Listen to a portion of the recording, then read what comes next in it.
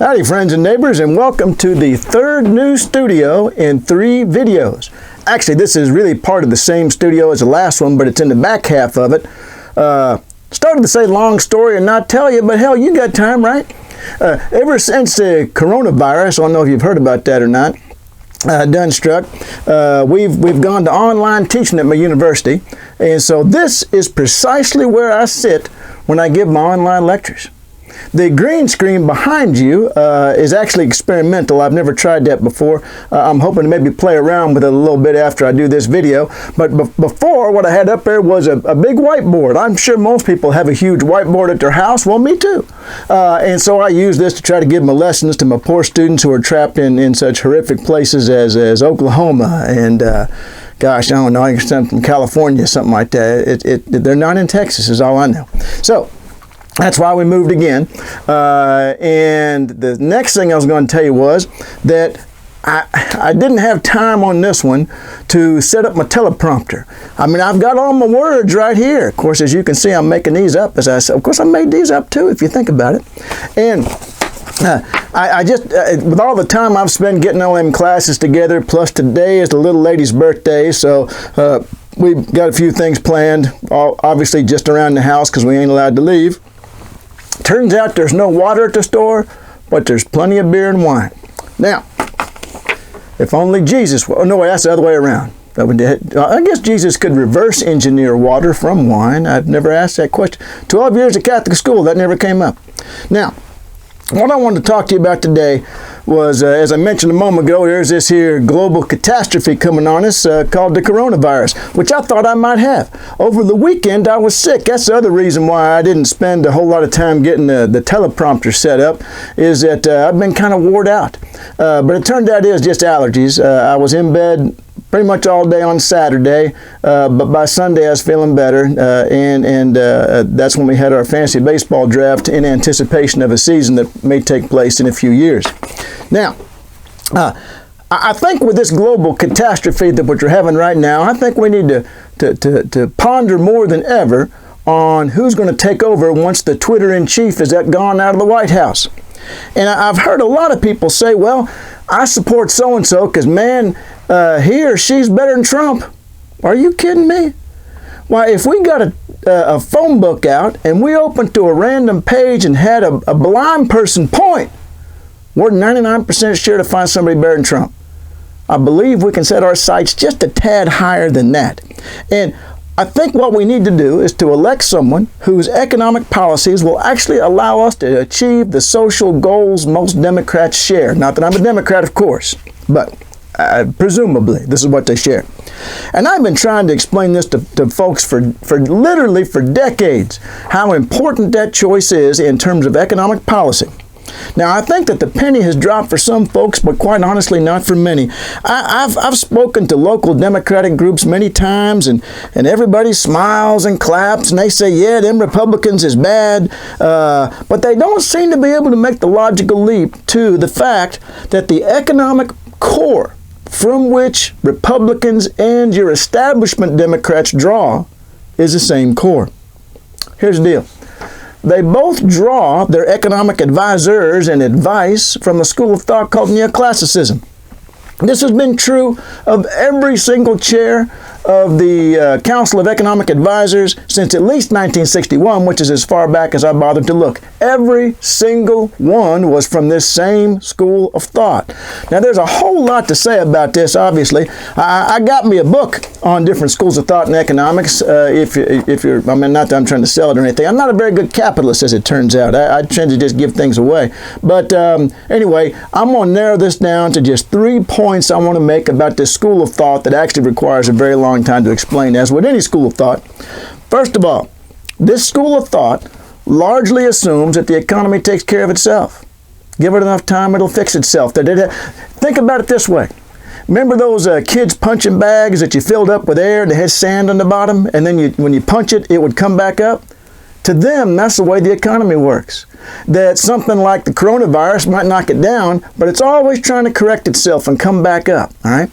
Now, to you Republican neoclassical economists, they might view the interference with getting back up, no, why isn't it back up? Why isn't it coming back up? Why isn't it recovering? They might view this as something like government regulations, which ought to obviously be eliminated, and then that punching bag can right itself again. To your establishment Democrat neoclassicals, it'll be more like, let's say government regulations. But regulations that they feel are nevertheless necessary and must be kept in place. So we end up with the economy being less efficient than it wants to be, than it can be under pure free market conditions. And for many reasons, I'm just picking this out because it's comparable between the two views. For example, because of government regulations. All right, so that's in short, the idea is don't worry, be happy. Free market's resilient. All right. Second, by their own admission, their macro theories about, when I say macro, I mean the whole nation, unemployment, inflation, business cycles, their own admission, their macro models suck. All right. There was a paper by a Nobel laureate named Paul Romer, who is a neoclassical, came out just recently, and he wrote that we have entered an era of post-real macroeconomics, where models have what he called a non-committal relationship with the truth. It was a fancy way of saying they're just making crap up. Hell, their own graduate students avoid specializing in macroeconomics and don't like the classes. This is easily confirmed. There are so many things written on this. It's one of those, the classes aren't very good. There's not a really good connection between theory and policy. But yeah, what you going to do? Like it's the weather. Well, what you could do is fix them because you're actually also in charge of them. But nevertheless, I'm trying to paint a picture here. But not like that guy. That's what I could do. I could pretend I'm doing, what's that guy's name? Bob something that used to paint all them pictures on the public TV. He clearly wasn't a good capitalist either. Now, third.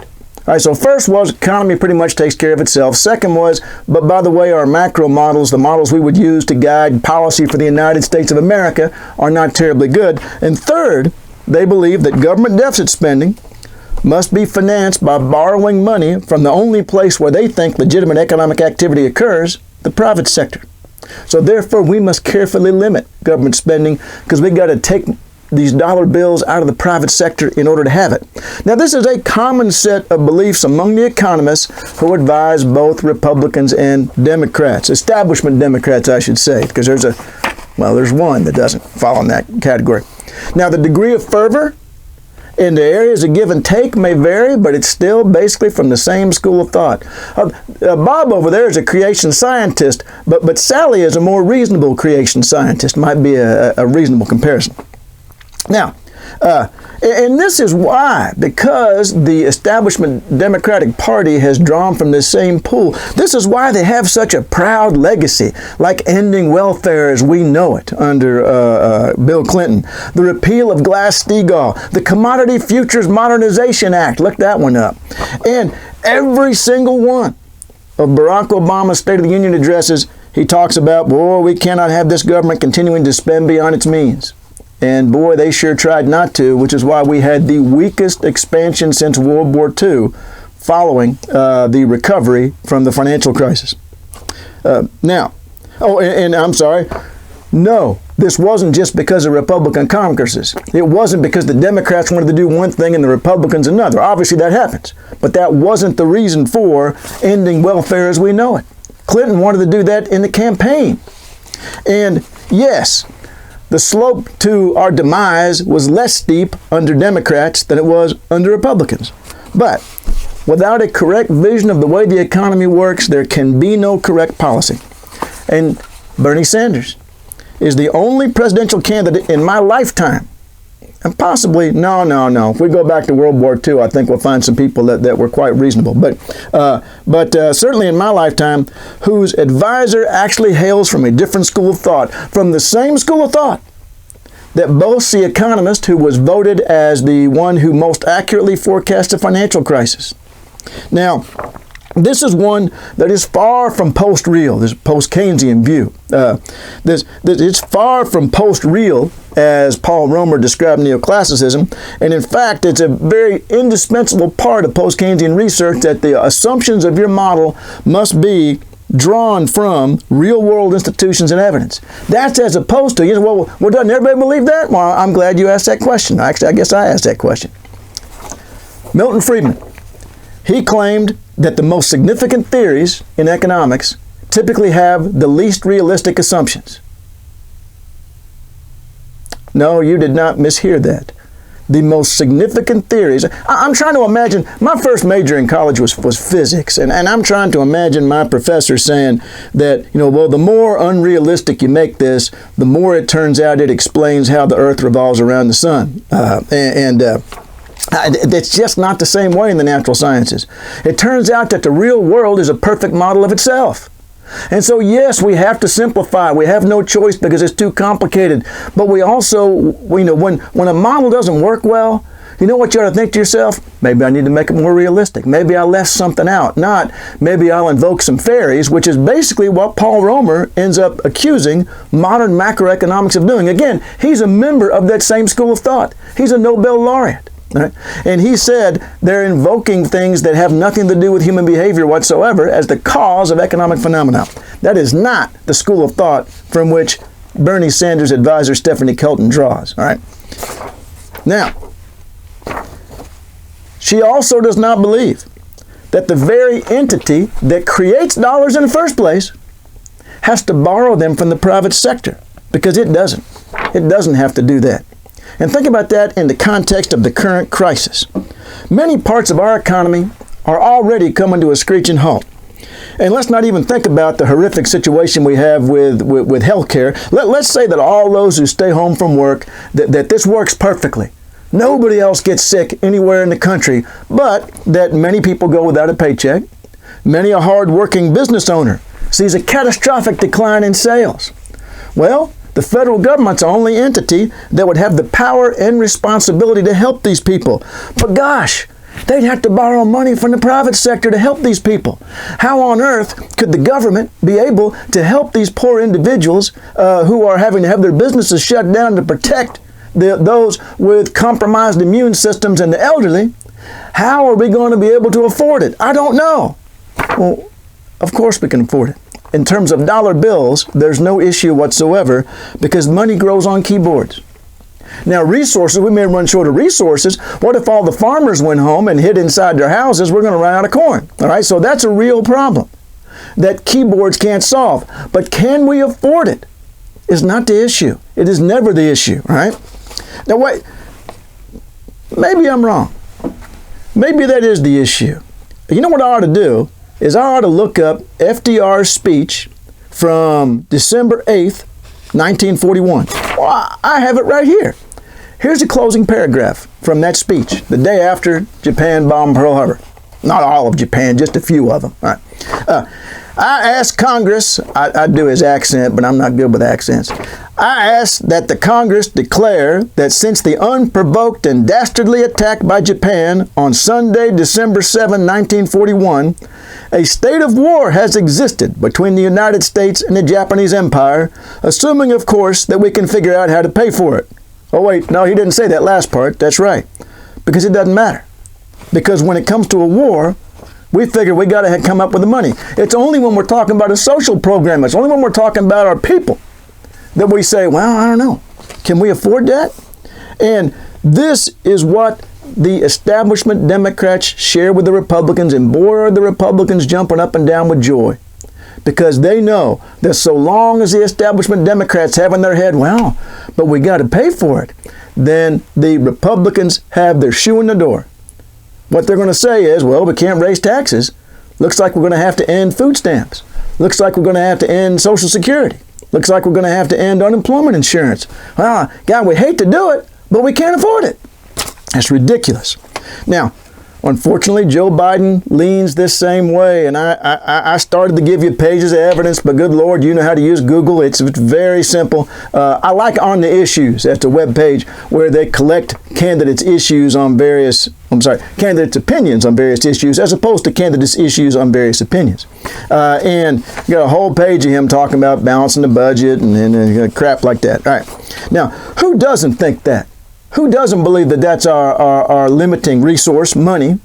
Well, Sanders' advisor. All right, so Stephanie Kelton is not one that buys into all this. Now, does Biden want to do the right thing? I assume so. But it's one thing to get a president who wants to do the right thing. It's quite another to find one who's armed to do so. And as I said, in my lifetime, I haven't seen anyone else in this position. And I cannot overemphasize what a big deal this is. The choice of economic paradigm is a deal breaker. Establishment Democrats who worry about whether or not the U.S. government has enough dollar bills to eliminate poverty will not eliminate poverty. Establishment Democrats who worry about whether or not the U.S. government has enough dollar bills to house the homeless will not house the homeless. Establishment Democrats who worry about whether or not the U.S. government has enough dollar bills to reform health care will not reform health care or that. Establishment Democrats who worry about whether or not the U.S. government has enough dollar bills to fight a war. Well, oh no, wait, we don't worry about that. I forgot. Everyone thinks we have enough money for that. There are clearly things we cannot do, but this is dictated by resources. We may have some problems right now. As I suggested earlier, what if all the farmers went home? Then we're actually going to have a reduction in the number of goods and services we get. But it's not because of money. There are things that we have to do regardless of our chances of success. World War II. Nobody stopped and said, I don't know, do you think we can win? I don't know, let's give it a shot. They said, no, we just got to do it. Climate change should be on this list. It shouldn't be a question of, I don't know if we can afford to do it or not. We can't afford not to do it. And we may end up failing, but we can't afford to not try. Now, and nevertheless, none of this has any connection to whether or not the U.S. has enough dollar bills. Well, I know there's been a lot of talk about, gosh, it'd be nice to have a president or vice president that's a woman, for example, and I absolutely agree. In fact, I was a huge supporter of Sarah Palin. That's a joke. But what I'm saying right now is, what about a Jewish president? I know a lot of you are anti-Semites, and that's why you don't support him. But think about that. What about a Jewish president with a woman economist? For me, that's the best scenario we've got. I'm not sure we're going to get there, but if we don't do that, then all these democratic social goals are a pipe dream. We're never going to make it. Thank you very much. And I started to say, may the force be with you. That's how I always end my lectures for my class. I need to have a different, see you, partner. I see you're still with me. So here's a special edition ADDITON, to the end of this video, trying to talk a little bit about the way dollar bills work, the way the federal government budgeting works. And it's always been in the back of my mind because this room is absolutely chock-a-block full of war games. This is an unplayable game, Pacific War. I dread turning it over because it has 2,340 pieces, not to mention 1, 2, 3, a lot of maps and charts. This one here, this was a good one. Gulf Strike, another war game I've got. So anyway, my point being, when I've been explaining government spending, it's often crossed my mind that there are some parallels that gamers would understand.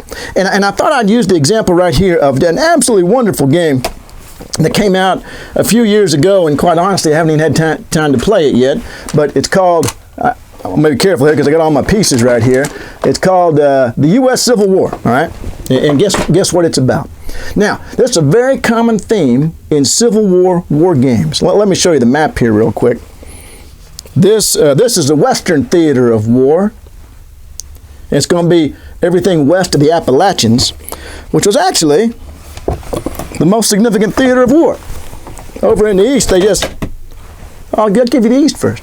Over in the east, they just sat there pushing back and forth for most of the war, not really accomplishing anything. Problem is, it's the very top of the map that's not stuck together. It's the bottom that is. So there we go. All right. So I'll just show you the Eastern theater of war.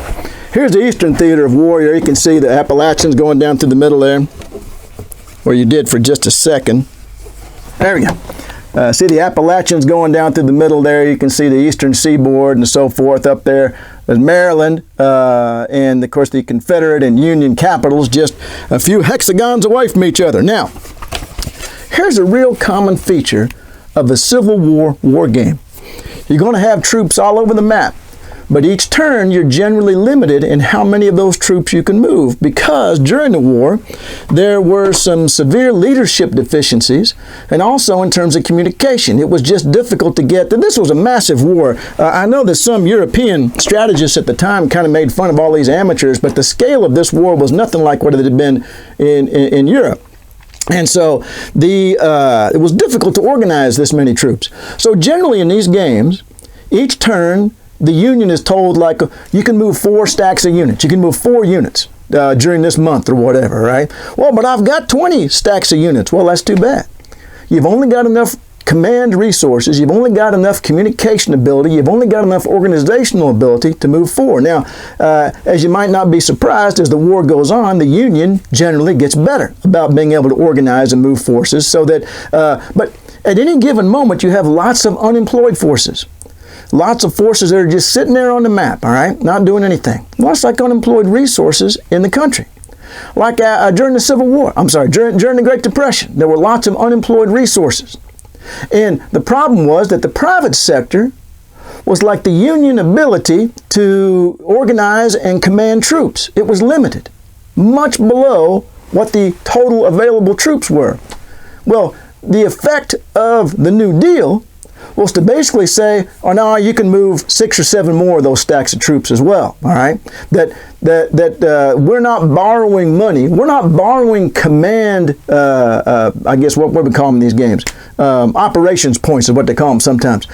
We're not borrowing the operations points from the Union forces. We're just making up some new ones. Oh, where did you find those? I just made them up. I just said you got 6 more, all right? That's the way we do money. I know it's frightening. I believe it was Robert Heilbroner, the famous economist, who said if people knew how the financial sector really worked, they'd be terrified. And indeed. So I think to myself often in these games that the effect of government spending in a period of high unemployment is simply to allow, for example, the Union forces to move more of the troops out there than they could with their own private abilities, with what they already had. That we're simply activating resources, that government spending is activating resources. That's what it does. Can it cause inflation? Yeah, but I got another video on that. Not going to talk about it. Let's see. Anything else I'm going to show you here? Well, here, I'll show you my... Right there's my panther. Beautiful. And otherwise, I've got a lot of neat stuff in here. I'm going to save that for my next video. Well, what was my new signing off? See you, partner. I believe that was it. Thank you for listening.